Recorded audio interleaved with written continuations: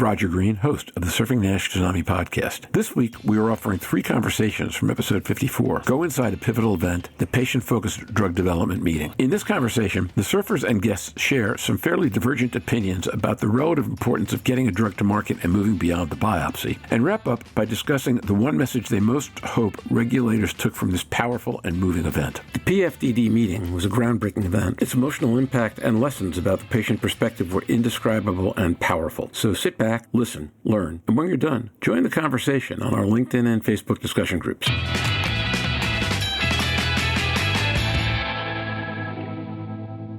Fundamentally, different parts of the meeting focused on what people were willing to risk to take drugs, and conversely, what they weren't willing to risk around biopsy because of concerns about biopsy and the availability, they hoped and believed, of better options. If you had to pick one, which one do you think is more important to see progress made on quickly? I'm going to ask everyone that question. I'm starting with you because I know we're going to lose you in a few minutes. Stephen Harrison. Well, there's a lot that you could look at here. Obviously, at the end of the day, it's about patient preference. While I've done probably 10,000 liver biopsies in my career, when I look in the mirror and say, would I want to do a liver biopsy on myself or have somebody do a liver biopsy on me? The answer is no, particularly not by a first-year fellow. I don't know how we ever trained those fellows to do the first couple. Those are some brave patients, no doubt. We all want to have something that is less invasive and more specific. I think we have very good sensitive non-invasive tests to exclude disease, but where we lack is the precision to appropriately stage patients with NASH. And we are rapidly moving in that direction. Some NITs are further along than others. I think MRE and CT1 from an MR perspective are really kind of showing us some opportunity to both diagnose and prognosticate patients. ELF is now approved for its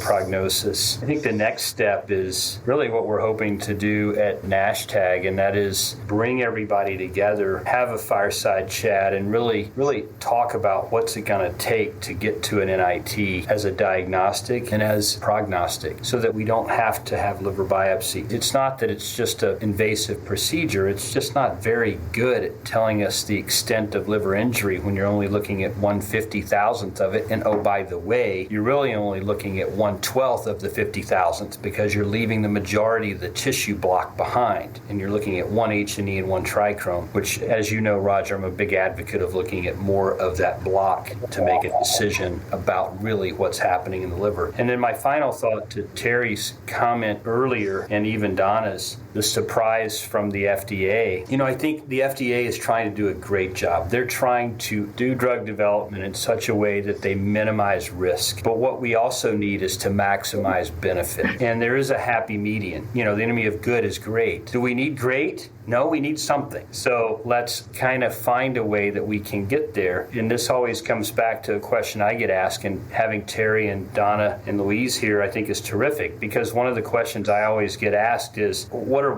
patients willing to take? An injectable with AEs, or do they have to have an oral that's well tolerated with no adverse events? And that's a question I get asked. I'm not a patient. I can just kind of think about what my patients are likely to say. And my thought is always, the juice has to be worth the squeeze. The view has to be worth the climb. If you've got bad disease, you're willing to take, more, the route of administration can be a bit more challenging, and the side effect profile can be a little bit bigger because you're really trying to stop that freight train from going over the cliff. Alternatively, if you have mild disease and you're asymptomatic and you got time on your side, let's try to find a more palatable therapy that's well tolerated, oral, and that sort of thing. That's my perception. And of course, I leave that to Terri and Donna and the team to give their input in, but that's my thoughts. Okay, Louise? Louise Campbell. I absolutely agree with Stephen. Also, Stephen said multiple times that an anecdote of a patient sitting in front of you will prompt you a lot to remember and to do things. And it's worth more literature.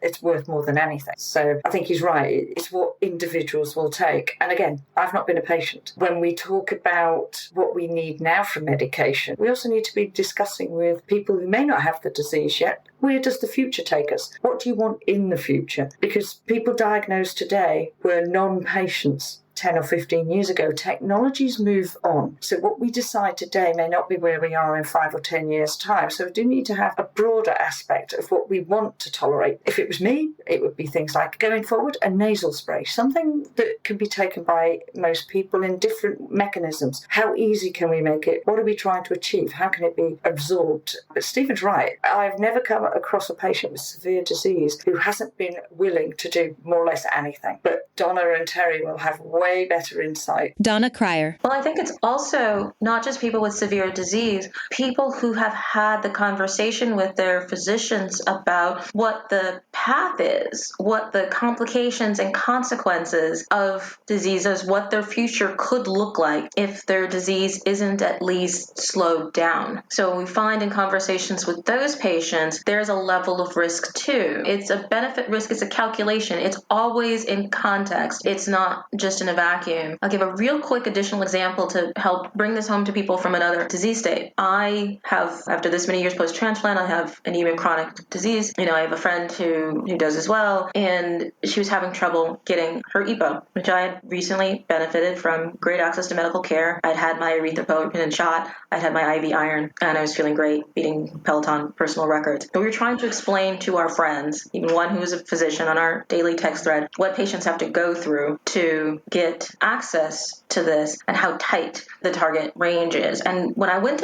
back to look at the actual label, it says the lowest dose sufficient to avoid a transfusion. I was like, is that supposed to be the goal? Because that's not my goal. That's not my friend's goal. It's the lowest dose necessary to leave a full and functional life is our target for getting this drug. And so there's that divergence again about what are the endpoints, the language, the goals from a research, from a physician, from a regulatory perspective, and what patients actually want of their therapeutics. And so we have to continue having strong advocacy organizations, strong patients like Terri who can articulate their stories so well and so strategically, patient-focused drug development meetings, ongoing conversations between patients, patient advocates, and regulators to bring these closer in alignment. Because even for those of us with very low cardiovascular risk to be told that our goal is just to avoid having a transfusion, I know what it's like living when you need a transfusion versus living where I am right now today. That's a wide gulf. That's not my goal. This is my goal, and this is where we need everybody. So, Stephen, I know you said you have to jump. If you got to jump, jump. Donna, I have to tell you, every time I deal with institutional medicine in situations like this, I'm struck by, this is me being controversial, the paternalism of their point of view. They believe if you really knew what you were asking for, you wouldn't ask for it because it's much more dangerous than you know. And I say, if you really knew what it was like to live one day as me, you wouldn't question why I'm asking for it. So let me share a story. My mom, in her mid-50s, developed rheumatoid arthritis, fairly severe rheumatoid arthritis, and had 15 brutal years. My dad had left, she was alone, and disease was erosive and progressive, and nothing she could do about it. And then the anti-TNFs came along. And we had, she and I, a very long conversation about the anti-TNFs and the idea that they might provide relief, but that they would leave her susceptible to common infection that she probably couldn't stop. She looked at me and said, if I get one more good year, I don't care what happens at the end of it. And it turned out that she got 5. And in the end, a stupid, stinking strep pneumonia killed her. I've never questioned for a second that knowing the risk that she was walking into, she comfortably walked right into it. Okay, Terri, we didn't tell everybody that Terri was gone, as compared to Stephen, who we knew how to leave. But Terri was gone, is back. So welcome. We're happy to have you. Now, that's not the only example like that I can think of. But everything you're talking about is the same thing, which is an inability to be empathic from a position of supposed knowledge superiority. I'm not going to say intellectual superiority. I'm just saying knowledge. I know more. If you knew what I know, ...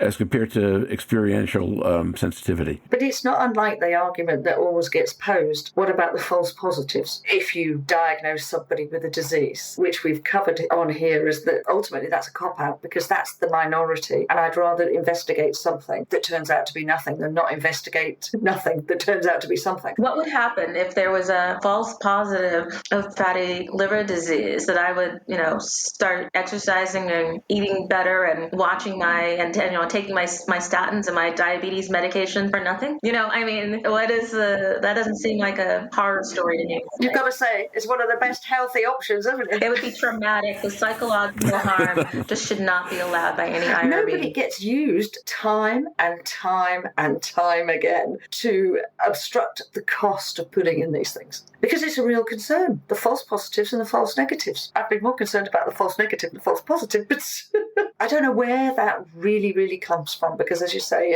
in any form of the majority of liver diseases, it's improve your lifestyle, improve the fitness, improve the levels, and that will help whatever other disease you've got because it reduces a cofactor. Donna's right. If that's the worst advice you're ever going to be given by a physician, let's give it. And it's not that anybody gets better with diet and exercise because they're fearful, right? People always do this for the most upbeat and optimistic reasons, he said facetiously. Roger, bring us home on this. Okay, I think home is a really simple question, which is you guys took a huge step last week. And the realness of the conversations and the courage of the people who spoke. I don't cry very often. I was in tears twice. I don't cry very often at moments that really resonate personally. And this resonated personally enough that I was in tears twice with two people I'd never met before. One of whom happens to be on a podcast today, Terri. What's the one thing each of us, most importantly each of the two of you, hopes to see come out of this next? Because over time, I think we know the laundry list, but what's the one thing you want to see next? Terri Milton. In dealing with thousands of patients on a daily basis, on the different people that I speak to, encourage, love on, kind of try to lead, sometimes kicking and screaming, me screaming, not them, but is to have something that slows down the progression, that stops the progression actually, and at this point in time, it's not even about a cure, is just to have something in hand that we can hand to somebody and say, okay, with lifestyle modification and this, that will stop the progression and maybe even reverse it, maybe go back to F1 or F2. I think that would be viable. I've written down a few comments, and one of them was exactly what Donna said. We've got nothing at the moment, so we just need something to slow that progression down. I think we've had OCA sitting in the background here for now nearly 15 months since the FDA delayed all of that, even if that just slows it down. I agree, we need something to hold at the moment for lots of patients, and the FDA need to bend a little bit, and I think maybe we might get there. But yeah, we need something for right now so that we can hold on for something better in the future. Just so that we don't all sound boring and say the same thing without knowing what Donna's going to say. Beyond the we need something is I want to go into two specific dimensions of why that is. One is hope. That we know that people with hope strive harder to do the things they can do and last longer. So if hope gets people to take better care of themselves while using medications that aren't working that well but are better, or have a hope for something to come up, from the patient point of view, hope in itself is huge, number one. And number two, Terri was telling me on our pre-conversation, and not the only time I've ever heard this, but the only time I heard this morning, about all the doctors who didn't know what they were dealing with. And one of the things that happens when you get a drug to market, this may not be the way you'd want it to be in a pristine world, but where we live is real, is most of the education comes out of pharma, and it comes out of the moments when there are drugs to treat. So when I think of everything that Intercept was using a year and a half ago, the educational things that they were going to use with physicians that you could see at meetings before that CRL letter came out, it's not a great drug, but it works sometimes, and it offers hope. And patients were willing to get through the side effects. And the simple act of educating doctors so that people didn't have the problems that you guys had years ago and are going on today, because nobody's teaching anybody, were worth the price of admission. So, and actually, Donna, that's changed. If you'd asked me that question beginning of last week, I would have told you the diagnostics were more important than the drugs. But having listened to you guys Thursday and having been through what I went through last week and thought about it a little bit, talking to Terri today, I think getting a drug is actually, I agree with you, the most important thing we could do right now, and the hope that goes along with it. It's not the answer that I think people are expecting. So certainly, I hope that this does advance the development of therapeutics of all categories. But I think that the big takeaway from last week is there is patient accountability of the regulatory space in liver health, that there is nothing that the agency can do or not do in liver health that isn't being scrutinized and that will go unanswered or unaddressed. So what will they do now? My expectation is that it will be more across the board for treatments and various methods of addressing reaching all forms of liver disease across not only this division, but across the agency. And I think that this is the beginning of a new era for liver health, hopefully for liver research and investment in liver research, because that patient voice, that patient accountability, that patient scrutiny and proactive response and partnership, should the agency take advantage of that, and I think they will. They've been very responsive as part of this process, will make a difference for everything to come later. Hoping that you'll have that, because A, that makes complete sense to me. B, that is the role of advocates, is to drive that point of view. And C, if it goes the path you're talking about, you actually might win did we need the kind of fiery advocates that they had in ACT UP in order to make this go forward? You might not need outside bomb thrower if you can pull this off. Across the history of advocacy, we needed that at that time. And there's often a place, even now, for what I call sort of Goldilocks method of advocacy. Somebody too hot, somebody too cold. And so they end up dealing with somebody just right. And GLI usually ends up being just right. And specifically, I guess I'm going back about 10 months to a conversation. Oh, I know. Yeah. I don't forget. No, I didn't. Well, no, I knew you didn't. This was me saying, if you can pull this off, you were right. Knowing look for those who are listening only to the podcast. Well, there are a couple of others who I'm going to have to send this episode to and see if they agree with me on that. But time will tell. Time will tell. And now, back to Roger. We hope you've enjoyed this recording. If you have any questions or comments about the content of this conversation or the entire episode, please send an email to questions@surfingnash.com. We will be back Monday morning and Tuesday morning with reviews of days 3 and 4 of this week's AASLD liver meeting. And then again next Thursday with a wrap-up episode. I hope you'll join us for all that, and check the possibility of attending one of the daily review sessions live. Until then, stay safe. See you on the podcast. Bye-bye now.